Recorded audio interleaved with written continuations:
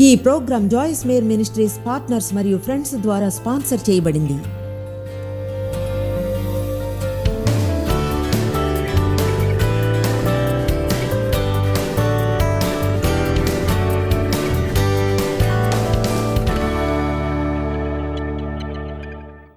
మీ పరిస్థితుల్ని ఎక్కువ కాలం చూస్తూనే ఉంటే సమస్యల్లో ఉన్నట్లే. మిమ్మల్ని మీరు ఎక్కువసేపు చూసుకున్నా సమస్యల్లో పడ్డట్లే. మిమ్మల్ని మీరు ఎక్కువసేపు చూసుకున్నా సమస్యల్లో పడ్డట్లే. వాటన్నిటికీ దూరంగా ఉంటే యేసు వైపు ఆకర్షితులవుతారు. ఆయనే మన విశ్వాసానికి రచయిత, ముగింపుకర్త. నిన్న రాత్రి ఏం చేస్తానో నాకు తెలియదైతే దేవునికి తెలుసు. నేను అడుగు బయటికేస్తే దేవుడు చూపించాడు. ఆ విధంగానే గత 35 ఏళ్ళు నా జీవితాన్ని జీవించాను. మీరు అలానే చేయగలరు.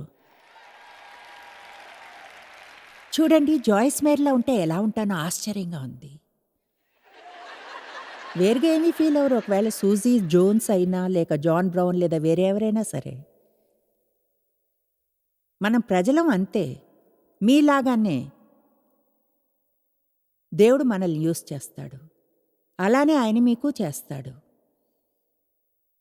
నిరీక్షించడానికి ఏ కారణము లేకున్నాను విశ్వాసంతో నిరీక్షించాడు. అబ్రహాం తన పరిస్థితులను పట్టించుకున్నాడు. వాటిని చూశాడు. అతను ఎంత వృద్ధుడో తెలుసు.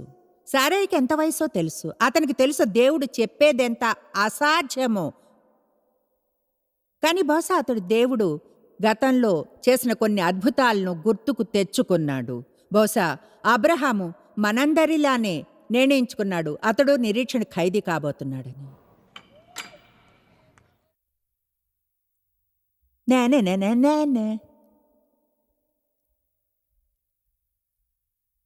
నా నిరీక్షణ హాస్యాస్పదంగా ఉంది. నాకు అనవసరం. ఒకవేళ నిరీక్షించడంలో ఏ అర్థం లేకున్నా నిరీక్షిస్తాను. నేను నమ్ముతాను, విశ్వసిస్తాను. దేవుని వాగ్దానంతో బయటకు అడుగు వేస్తాను. మీకు ఐడియా కూడా లేదు ఏం చేయగలరో. కొంతమంది అయితే తెలుసుకోలేరు. నా సందేశాన్ని వినేలా అనుకుంటే నేను అడుగు బయటకు వేసి తెలుసుకుంటాను. ఒకవేళ తప్పు చేస్తే ఏంటి? ప్రపంచం అంతమైపోదే. దేవుణ్ణి మిస్ చేస్తే ఏమంటా? ఆయనే వెతుక్కుంటాడు. మీ ఆత్మని అర్థం చేసుకుని ఎలా పనిచేస్తుందో తెలుసుకోవడం ముఖ్యం. దాన్ని మళ్ళీ చెప్తాను. చాలామంది ఆత్మలో నివసిస్తారు. మనస్సులో, చిత్తంలో, భావాల్లో. దాని మీద నేను మరో 100 ఏళ్ళు బోధించగలను. అప్పటికే ప్రజలకు దీని అవసరం ఉంటుంది. నేను అనుకుంటా నాకు కావాలి ఫీల్ అవుతున్నా. బహుశా నాకు కావాలి, ఫీల్ అవుతున్నా, కావాలి, బహుశా ఫీల్ అవుతున్నా, బహుశా కావాలి, బహుశా ఫీల్ అవుతున్నా. ప్రజల మాటలను మనం వినాలి. వాళ్ళు ఏమనుకుంటారు ఎప్పుడు చెప్తుంటారు. ఒక నిమిషం నేనేమనుకుంటానో చెప్తాను. నాకు కావాలి అనుకుంటా. బహుశా చూడుదేవా నాకు కావాలి, చూడుదేవా కావాలి, తెలుసా దేవా ఫీల్ అవుతున్నా. ఆయన వినాలనుకునేది మనం ఇలా అనాలని, దేవా నీ చిత్తమే నెరవేరును. ఇప్పుడు కఠినంగా ఉండాలని అనుకోను, కఠినంగా మాట్లాడాలనో, ఎవరి ఫీలింగ్స్ని గాయపరచాలని లేదు. అయితే తెలుసా, మనం ఏమనుకుంటామో అదే మ్యాటర్ కాదు. అంటే నిజంగా స్పష్టంగా మ్యాటరే కాదు. దేవుని వాక్యం ఏం చెప్తుందో అదే మ్యాటర్, మనం అనుకునేది కాదు. కొన్నిటిని గురించి ఆలోచించకూడదని తెలుసుకోవాలి. విషయాలను గురించి ఎక్కువగా ఆలోచిస్తాం. మీరెలా ఫీల్ అవుతున్నారో అడగడం మానేయండి. మీకేం కావాలో కొంచెం లోతుగా జీవించడం నేర్చుకోండి. కొంచెం లోతుగా వెళ్ళి ఇలా అనండి, దేవా చూడు, నేను ఫీల్ అయ్యేది ఏమీ మ్యాటర్ కాదు, అలాగే ఆలోచించేది. అంటే మీ జీవితంలోని ఆ విషయాలను గురించి దేవుడు కేర్ తీసుకోవడానికి కాదు, కానీ ఏమై ఉండేది? యేసు గెత్సెమనే తోటలో ఉండి శిలువ వద్దకు వెళ్ళడానికి సిద్ధం అవుతుండగా ఆయన కానీ అలానే నిలిచిన దేవునితో తన ఆలోచన గురించి చెప్పుంటే ఏం కోరుకుంటాడో, ఫీల్ అయ్యాడో.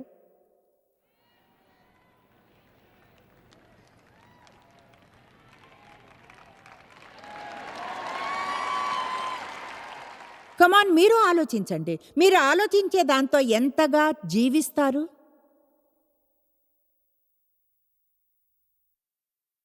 ఒకవేళ అదెంతో చెడుగా కాకుండా ఫ్రెండ్స్కి ఫోన్ చేసి వాళ్ళేమనుకుంటారో అడగడం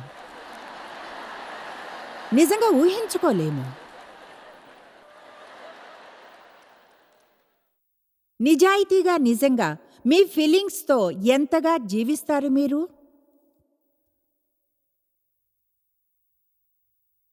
అదేదో ఫీల్ అయిన కొన్నిటిని చేయకూడదని కాదు, కానీ మనం ఫీల్ అయ్యే ఇది మనకు దేవునికి మధ్య వస్తే అప్పుడు దేవుడు ముందు రావాలి, ఫీలింగ్స్ పక్కకు తప్పుకోవాలి. మొదటి తెస్సలోనికీయులు 5:8 చెప్తుంది, మనము రక్షణ నిరీక్షణ అను శిరస్త్రాణమును ధరించాలని.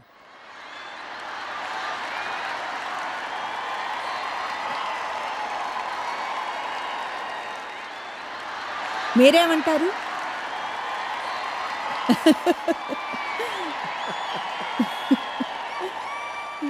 మొదటి తెస్సలోనికీయులు 5:8 చూద్దాం. చాలా మంది కోసం గందరగోళం చేసుకొని అభినందించడం మంచిది.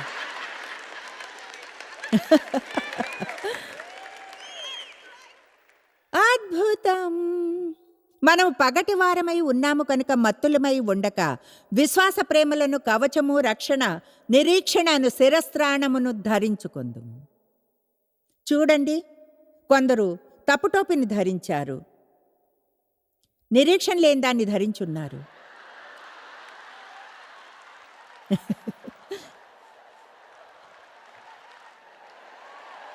ఈరోజు మీ టోపీలను మార్చాలి. రక్షణ నిరీక్షణ అనే దాన్ని తెచ్చుకోండి. నిరీక్షణతో నిండిన ఆలోచనలు మీరు చేయాలి. దేవుడు కానీ ఏదైనా ఎవరికైనా చేస్తే మీకు చేయగలడు. దానికి ఎంతకాలం పట్టినా నాకు అనవసరం, నేను వదిలిపెట్టి వెళ్ళి పోను అంతే. అబ్రహాం చాలా కాలం వెయిట్ చేశాడు, సహనంతో సహించాడు. నేను కూడా వెయిట్ చేయగలను. వెయిట్ చేసేప్పుడు జీవితాన్ని ఆనందించగలను. కొన్నిసార్లు నాకు కోపం తెప్పించే ప్రజలతో ఒకవేళ సంబంధంలో ఉన్నాననిపించినా వారి మధ్యలో కూడా నా జీవితాన్ని ఆనందించగలను. ఎందుకంటే నా ఆనందంపై నాకు తప్ప ఎవరికీ అధికారం లేదు.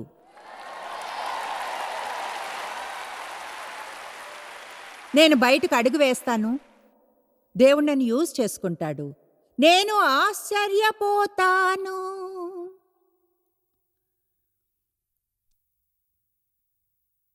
రోమా 8:5-7.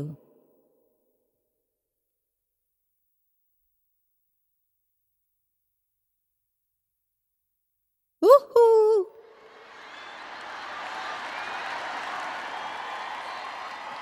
శరీరానుసారులు శరీర విషయముల మీద మనస్సు నుంతురు, వారు తమ శరీరమును సంతోషపరిచే వాటినే వెంటాడెదరు. చాక్లెట్ కేక్ని గురించి చాలా కాలం ఆలోచిస్తే వెళ్ళి ఒకటి తెచ్చుకుంటారు. మనసు వెళ్ళిన చోటుకే మనిషి వెళతాడు. ఎవరో మిమ్మల్ని గాయపరిచేదో చేశారని దాని గురించే ఆలోచిస్తే, వారిని ఎప్పుడైనా చూస్తే వారి పట్ల ప్రేమతో ప్రవర్తించడం అనేది ఊహించలేని విషయమే అవుతుంది. జాగ్రత్తగా ఉండండి, ఏం ఆలోచిస్తున్నారు దాని గురించి జాగ్రత్త. ఉదయాన్నే లేచినప్పుడు దేని గురించి ఆలోచిస్తున్నారు, స్నానం చేసేప్పుడు దేని గురించి ఆలోచిస్తున్నారు, ఆఫీస్కి వెళ్ళేప్పుడు దేని గురించి ఆలోచిస్తున్నారు. ఇది మీ ప్రైవేట్ జీవితం. మీలోని ఈ భాగం గురించే కేవలం మీకు దేవునికి తెలుసు. ఈ చోటనే మీరు పవిత్రంగా జీవించాలి. ఇక్కడే మీరు ఏది మంచో దాన్ని చేయాలి. దేవుడు తప్ప ఇంకెవరు చూడనప్పుడే చెప్పింది విన్నారా? మీ బైబిల్లో ఎన్ని చోట్ల గీతలు గీసినా నాకు అనవసరం, దాన్ని కలరింగ్ బుక్లా చేసుకోండి. మీ మనసును కానీ మంచిగా ఉంచుకోకుంటే అది మీకు పని చేయదు. మనసు పిచ్చిగా ఏటో వెళ్తుందనిపిస్తే యేసు వైపుకి తిరగండి. ఆ వచనాన్ని మళ్ళీ ఒకసారి చూద్దాం.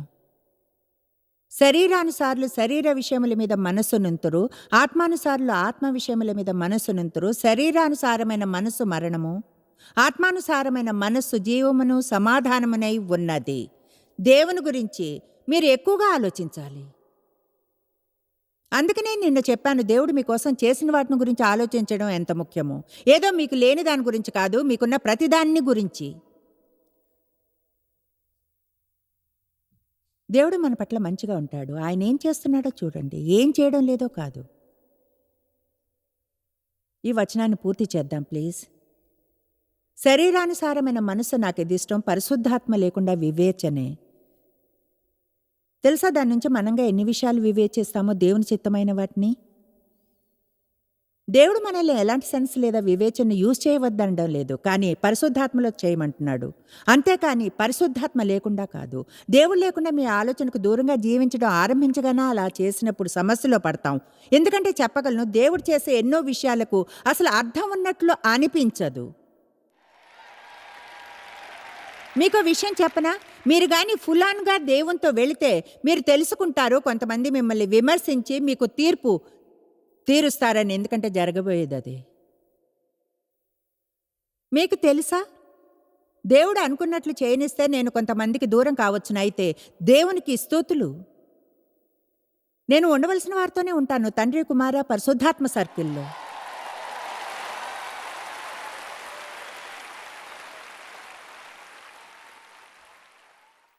ధైర్యం చేసి చెప్పగలను ఏమనంటే, దేవుడు మీరు చేయాలి అనుకునే ఎన్నో విషయాల్లో మీ మనసుకు అర్థరహితంగా ఉండవచ్చును. అయితే కొంచెం లోతుగా గాని వెళ్తే మీ బుర్రను తీసివేయండి. మీ బుర్రకు దూరంగా ఉండండి. తలకి మించిన వాటితో జీవించడం మానివేయండి. మీరు అనుకున్న వాటిని గురించి అతిగా అడగడం మానివేయండి. దేవుడేమనుకుంటాడో తెలుసుకోండి. విషయాల మీద దేవుని మనసును ఉంచండి, మీ మనసుని కాదు. ఎప్పుడూ మీ భావాలతో జీవించడం మానివేయండి. నేను ఫీల్ అవుతున్నా, ఫీల్ కావడం లేదు, ఫీల్. ఇప్పుడు మనం రోమా 8, 12, 13 చూద్దాం. నాకు ఈ వచనం నిజంగా ఇష్టం. రోమా 8, 12, 13. కాబట్టి సహోదరులారా, శరీరానుసారంగా ప్రవర్తించుటకు మనము శరీరమునకు రుణస్థులము కాము. మీరు శరీరానుసారంగా ప్రవర్తించిన ఎడల చావవలసిన వారే ఉందరు, కానీ ఆత్మచేత శరీర క్రియలను చంపిన ఎడల జీవించెదరు. మీకు ఇది అర్థం అయిందా? మీ శరీరానికి మీరు అప్పులేరు. దాన్ని సంతోషపరచడం మీ పని కాదు. కమాన్. మరొకసారి మీ భావాలు మీపై అధికారం చేయాలనుకున్నప్పుడు మీరు ఇలా ఎందుకనరు? నేను నీకేం అప్పులేను, నిన్ను సంతోషపరచను, ముందుకెళ్ళి నీ కోపాన్ని చూపించుకో, నిన్ను ఈరోజు పోషించను. తెలుసా, మీ భావాలను పోషించినప్పుడు ఏమవుతుందో అవి మరింత బలహీనపడి త్వరలోనే మీపై అధికారాన్ని చేయలేవు. వాటిని ఎలా పోషిస్తామో తెలుసా? వాటికి లోబడ్డంతో.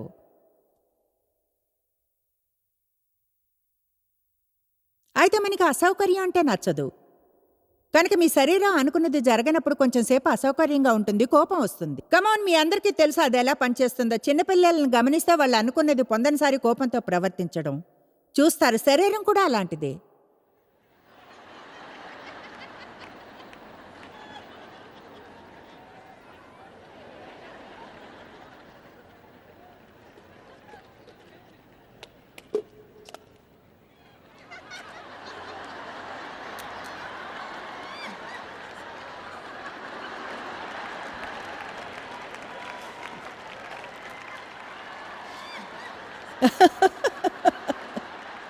మీకు అసలు ఐడియా అయినా ఉందా నేను అలా చేస్తే ఎన్ని రోజులు గడుపుంటాను?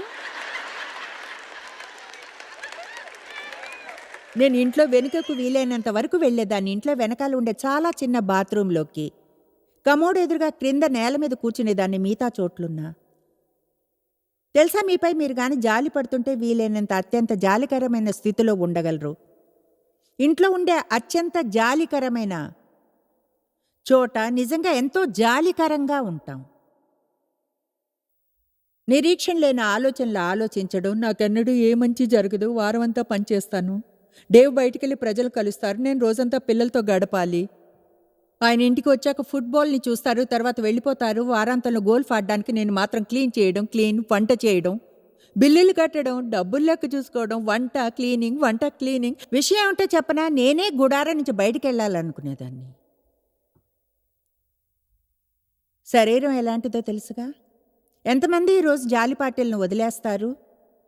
నేను మీకోసం వచ్చే ఏడాది వరకు జాలి ఉపవాసాన్ని అరేంజ్ చేయనా?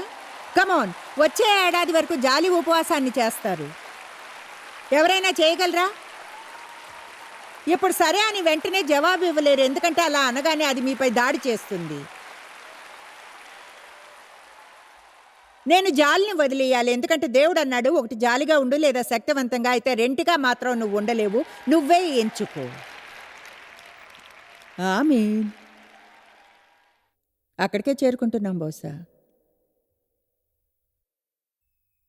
ఈ వారాంతం అంతా ఈ అద్భుతమైన సూత్రాలను చూసాం. ఇప్పుడు మీకు చూపించడానికి చాలా కష్టపడుతున్నాను.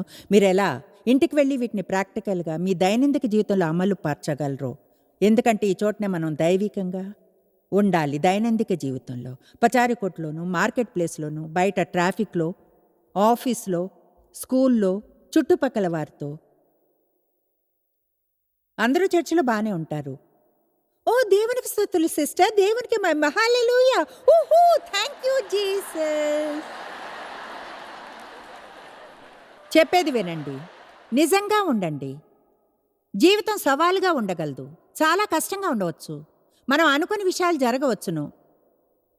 ఉన్న అదైవికమైన ప్రపంచంలో దైవికంగా ఉండడం ఒక సవాలే.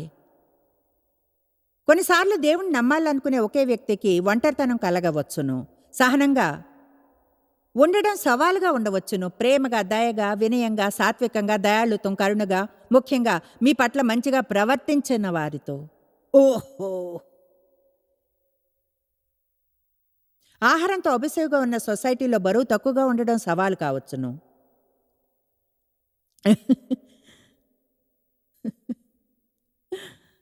వస్తువులకు అలవాటు పడ్డ సమాజంలో అప్పుల్లో లేకుండా ఉండడం సవాలుగా ఉండవచ్చును. కాలుష్యంతో నిండి ఉన్న వారితో ఉండి వారిని క్షమించడం మళ్ళీ మళ్ళీ మళ్ళీ మళ్ళీ సవాలు కావచ్చును. అయితే ఇదిగో శుభవార్త, మనం కష్టానికై అభిషేకించబడ్డాం.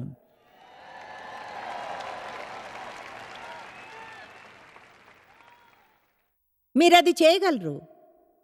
మీరింటికి వెళ్ళి స్థిరంగా ఉండగలరు. మీరింటికి వెళ్ళినా ఇక్కడ ఎంత సంతోషంగా ఉన్నారో అక్కడ ఉండగలరు.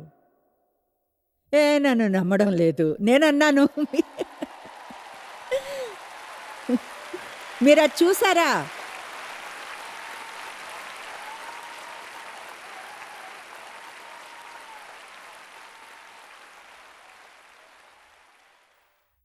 రేపటిని కూడా ఈ రోజున ఎంతగా ఆనందించానో ఆనందిస్తాను. ఇప్పుడు బహుశా అది వేరే ఇంకోలా అవ్వచ్చు. అయితే ఆ రోజునే ఈ రోజునే ఎంతగా ఆనందించానో అంతే ఆనందిస్తాను.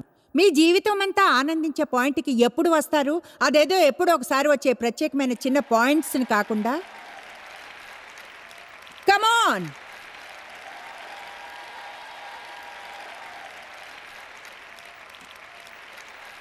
దేవుని వద్ద మీ జీవితానికి అద్భుతమైన ప్లాన్ ఉంది. అంటే అది నిజం, దాదాపు నమ్మశక్యం కానంత అద్భుతమైంది. దేవుడు ప్రేమిస్తున్నాడు, షరతులు లేకుండా ప్రేమిస్తున్నాడు. మిమ్మల్ని మీరు ప్రేమించుకోవాలి. మీ చుట్టూ ఉన్న వారి వద్దకెళ్ళి వారికి నిరీక్షణనివ్వాలి. మనం చీకట్లో వెలుతురు లాంటి వాళ్ళం. అవును, కష్ట సమయాలుంటాయి, దాడులు ఉంటాయి. అయితే తెలుసా, మీరు తీసుకోగలిగినదంతా తీసుకున్నాక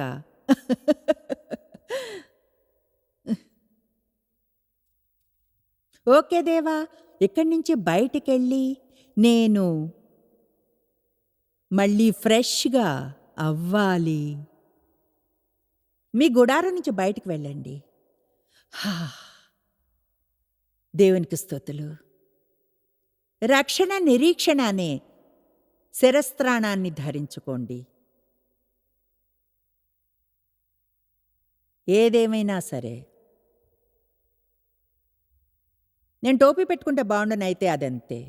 దేవన్నారు దాన్ని వెనక్కి ఆనించాలి, బ్యాంక్స్ కనిపించాలి. నేను అన్నాను అది చెడుగానే కనిపించాలి.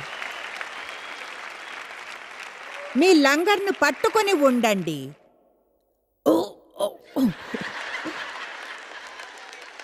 అపవాది మీకు వ్యతిరేకంగా వచ్చినప్పుడు అతడు ఖచ్చితంగా ఎప్పుడూ రావడానికే ప్రయత్నిస్తాడు. అప్పుడు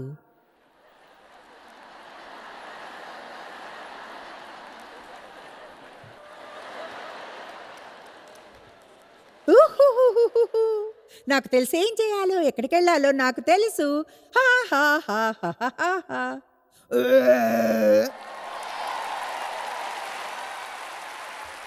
నేనే ఇదే సమయం అపవాదికి నరాలు పగిలిపోయేలా చేయడానికి. మీరు నిరీక్షణ లంగర్ను పట్టుకుని ఉండండి. రక్షణను శిరస్త్రాణాన్ని ధరించుకోండి. మీ నిరీక్షణాన్ని జైల్లో ఉండండి. అప్పుడు జీవితంలో విజేతలు అవుతారు. ఆమేన్. I love you guys. నేను ప్రార్థిస్తాను, ఈనాటి నిరీక్షణ అనే సందేశం మిమ్మల్ని సవాల్ చేస్తుందని, దేవుడు మీకోసం చేసిన అన్ని విషయాలను గురించి, అలాగే మీరు ఉండనవసరం లేని దానిలో ఉండకుండా ఉండడానికి హెల్ప్ చేస్తుందని, మీ బ్లెస్సింగ్స్ మీద ఉండనిస్తుందని, దేవుని బ్లెస్సింగ్ మీద ఎలా ఫోకస్ చేసి జీవించాలన్న దానికి గొప్ప ఉదాహరణ ఒక యవ్వనస్తుడు. అతని కథ మాకెంతగానో ప్రేరేపణ కలిగించింది. మిమ్మల్ని ప్రేరేపిస్తుందని ఆశిస్తున్నా. అతని పేరు నిక్ వాయిజక్. కాళ్ళు చేతులు లేకుండా పుట్టాడో ఒక రేర్ డిజార్డర్ వలన నిక్ తన నిరీక్షణను, విశ్వాసాన్ని దేవునిలో ఉంచి హద్దుల్లేని జీవితాన్ని గడపాలనుకున్నాడు. ఈరోజు నీకు ఒక ఎవాంజలిస్ట్, ప్రజల్ని కదిలించగలిగే స్పీకర్, ఒక భర్త, ఒక తండ్రి. కష్టాల్లోనూ కఠిన పరిస్థితుల్లోనూ నిరీక్షణను ఎలా పొందాలన్న దాని గురించి నీకేం చెప్తాడో విందాం. చూడండి, చాలామంది దేవునికై నిరీక్షిస్తున్నారు, వాళ్ళ పరిస్థితుల్ని మార్చాలని, నిజంగా ప్రభువైన యేసులో పూర్ణ తృప్తితో ఉండాలని. అయితే మీరు గాని నిజంగా ముందే యేసు మీకోసం చేసిన దాంతో తృప్తిగా లేకుంటే మీకసలు తెలీదు నిజంగా ఆయన మీకేం చేశాడో. అదే నన్ను విడుదల చేసింది. అద్భుతాల్లో నమ్మకం ఉండేలా అది నాకో వేదికను ఇచ్చింది. అయితే అదే సమయంలో నేను యేసుని ఆనందించడానికి ముందు అద్భుతాల కోసం వెయిట్ చేయకుండా అన్నది పూర్ణ సత్యం. సంఘములో ఎదగడం. చూడండి, ప్రతి ఆదివారం ఆ పాటని పాడుతూ Jesus loves me this I know for the Bible tells me so. తెలుసా, దేవుడు ప్రేమిస్తున్నాడని నమ్మడానికి చాలా విశ్వాసం కావాలి. ఎందుకంటే నాకు చాలా ప్రశ్నలు ఉండేవి. దేవుడు నన్ను ప్రేమిస్తే మరి నన్ను ఇలా ఎందుకు పుట్టించినట్టు? దేవుడు అద్భుతాలన్నీ చేయగలిగితే నేను అడిగింది ఏదైనా ఆయన చేయగలడు. అలాంటప్పుడు ఆయన నాకు చేతులు కాళ్లను ఎందుకు ఇవ్వలేదు? ఆయన్ని నా బాధను తీసివేయమని అడిగినప్పుడు నాకు జవాబు తెలుసుకోవాలనుంది. నాకనిపించింది దేవుడు ఏదో ఒక కారణానికే వినడం లేదు అని. ఏదో ఒక కారణం వల్లనే నా ప్రార్థనకు ఆయన జవాబు ఇవ్వలేదు అని. నేనిలా ఆయన నిజం కాదని ఆలోచించడం ప్రారంభించాను. అయితే చూడండి, బహుశా నిజంగా నాకు జీవించడం కష్టమైన సంవత్సరాలు. చెప్పాలంటే నా 8వ ఏట నుంచి 12వ ఏట మధ్య జీవితం. నిజం చెప్పాలంటే ఒక మామూలు స్కూల్లోకి సమైక్యంగా ప్రత్యేక అవసరతలు కావాల్సిన మొదటి విద్యార్థినని చెప్పాలి. కాళ్ళు చేతులు లేని వాడిని నేనొక్కడే. నిజమే, ఒక వీల్ చైర్లో. అనవసరమైన ఎంతో అటెన్షన్ ఉండేది నా పట్ల. నిరాశగా ఫీల్ అవుతూ ఒంటరిగా ఉండేవాడిని. అయితే నా 10వ ఏట నిజంగా ఆత్మహత్య చేసుకోవడానికి ట్రై చేశాను. మా ఫ్యామిలీ బాత్ టబ్లో ఉన్న 6 అంగుళాల లోతు నీళ్లలో మునిగి ఒక పూర్తి రోజంతా నన్ను ఆట పట్టించి ఎగతాళిని భరించాక నాకసలు బతకాలనిపించలేదు. దేవుని కృప వల్ల 3వసారి మా ఫ్యామిలీ బాత్ టబ్లో దొరికినప్పుడు మా అమ్మ నాన్న నా సమాధి దగ్గర ఏడవడం చూశాను. నేను వారికి వదిలి వెళ్లే బాధను చూడగలిగాను. ఉండిపోవాలనుకున్నాను. అయితే బాగా డిప్రెషన్లోకి వెళ్ళిపోయాను. ఎందుకంటే ఎవరూ మనసుని స్వస్థపరచలేరు. డబ్బు గాని, ఎంతమంది ఫ్రెండ్స్ అయినా, ఎంత చదువు చదివినా, లేక విషయాలు చెప్పినవి చెప్పనివి, రోజు ఉండే అవసరతలు, ఇవేవి నా మనసును స్వస్థపరచలేదు. చివరికి 15వ ఏట దేవుడు నా ప్రార్థనకు జవాబిచ్చాడు. అది నేను యోహాను 9వ అధ్యాయం చదివినప్పుడు. ఒకడు గుడ్డివాడిగా పుట్టాడు. ఎవరూ అసలు వివరించలేని ఒక అవిటితనంతో అతను పుట్టాడు. అది ఒకలా నాకు తెలిసిందల్లా వినిపించింది. ప్రజలు యేసుని అడిగారు, ఇతడు గుడ్డివాడిగా ఎందుకు పుట్టాడు అని. యేసు అన్నాడు, దేవుని కార్యాలు ఇతని ద్వారా తెలియపరచడానికి అలా పుట్టించబడ్డాడు అని. నాకు విశ్వాసం కలిగింది. వాక్యాన్ని వింటే విశ్వాసం కలుగుతుంది. అది ఒక వరం. అదేదో మీరు లోపల పెంచుకునే దృష్టి కాదు.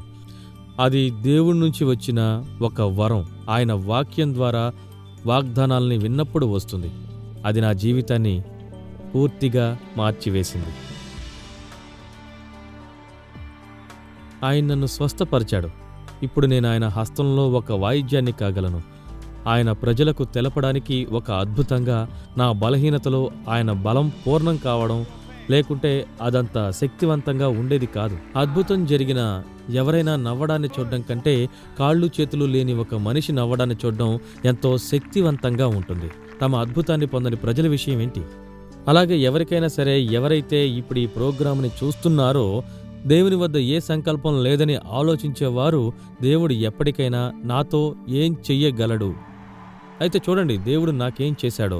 ఒకవేళ దేవుడు గాని కాళ్ళు చేతులు లేని ఒక వ్యక్తిని తన హస్తాలుగా, పాదాలుగా యూజ్ చేసుకోగలిగితే, ఈ ప్రోగ్రాంను చూసే ఒక్కరైనా వాళ్ళ విరిగిన ఎముకల్ని యూజ్ చేసుకోకుండా ఉండరు. ఇప్పుడు నేను రోమా 8:28 చెప్తున్నాను. వచనం చెప్తోంది, ఆయన్ని ప్రేమించే వారికి సమస్తం సమకూడి మేలే జరుగుతుంది అని. తెలుసా, నా జీవితంలో పెద్ద బర్డెన్ నా పరిస్థితే అనుకున్నాను. అది కాదు. మీ జీవితంలో ఉన్న పెద్ద బర్డెన్ మీ పరిస్థితి కాదు. మీ జీవితంలోని అతిపెద్ద బర్డెన్ మీ జీవితాన్ని స్పష్టంగా దేవుని దృష్టి నుంచి చూడలేకపోవడమే. ఆయన మీతో ఉంటాడని, ఆయన తెలుసని, మిమ్మల్ని బయటికి తెస్తాడని తెలియడమే. సమస్తము సమకూడి మేలుకే జరుగుతాయి. ఈ పాయింట్ వరకు మీ జీవితంలోని అత్యంత హీనమైన భాగం కూడా అదే అని చెప్పాలి. దేవుడు ఎంతో పెద్దవాడు, బలమైనవాడు, దయకలవాడు, దేన్నైనా మేలుగా మార్చగల సమర్థుడు. నేను గాని కాళ్ళు చేతులు లేకుండా పుట్టి ఉంటే ఒక ఆత్మకి అద్భుతంగా దేవుడు కాళ్ళు చేతులు ఇవ్వలేదు, దాన్ని తీసుకురండి అని.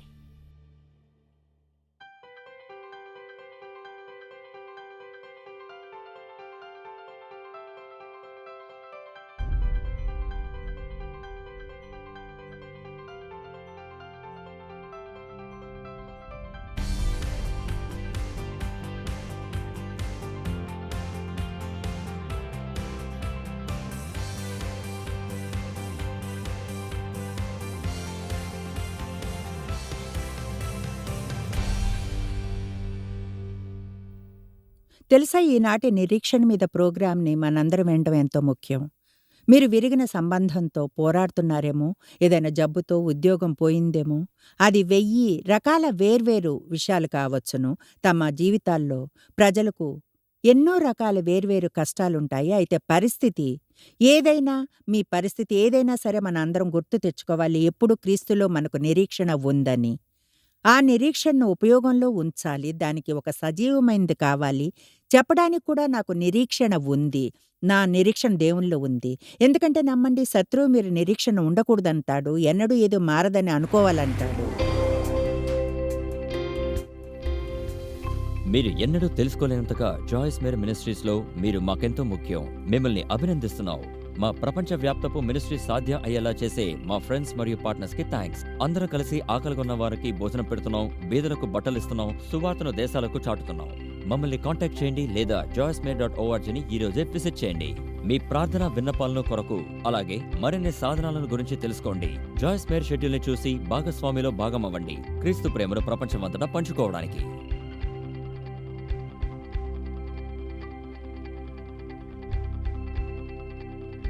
ఈ programme Joyce Meyer ministries partners మరియు ఫ్రెండ్స్ ద్వారా స్పాన్సర్ చేయబడింది.